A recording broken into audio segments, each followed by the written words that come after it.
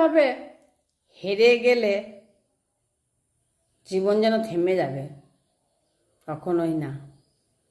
হেরে গেলে ভেবো না তোমার জীবন দাঁড়িয়ে গেছে বা থেমে গেছে। হার মানা মানে শেষ নয় কিন্তু, বরং শুরু করে নতুন করে ওঠার জন্য। প্রতিটি খারাপ অধ্যায় নতুন কিছু শেখায়, যা আমার প্রস্তুত করে সামনের জন্য। মনে রাখা দরকার, ব্যর্থতা মানে শেষ নয়, ওটাই জীবনে ভালো কিছুর দিকে এগিয়ে যাওয়ার সোপান। ব্যর্থতা মানে শিক্ষা কিন্তু। নিঃশ্বাস থেমে গেলে কিন্তু মৃত্যু আসে না। যত্নে গড়া স্বপ্ন ভেঙে গেলে সেখানে জন্ম নেয় মৃত্যু কিন্তু। দেহ আর তখন টিকে থাকে না, চোখ তখন খোলাও থাকে না, কিন্তু ভেতরে মনের সব কিছু নিশ্চুপ হয়ে যায়।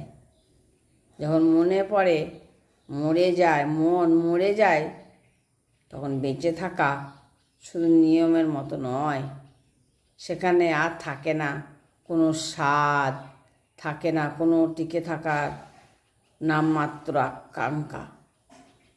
এখন আর কারোর ওপর আমার না জোর করতে ইচ্ছে করে না, কারোর ওপর না।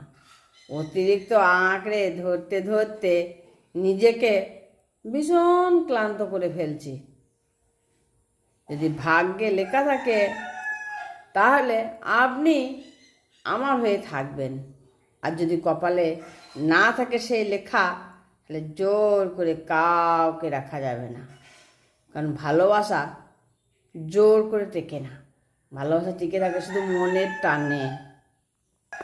যে মানুষটা তোমার ভুলকে আঙুল তুলে দেখায় না, বরং ভালোবাসা দিয়ে ভুলগুলো শুধরে দেয়, সেই তোমার প্রকৃত কিন্তু আপনজন।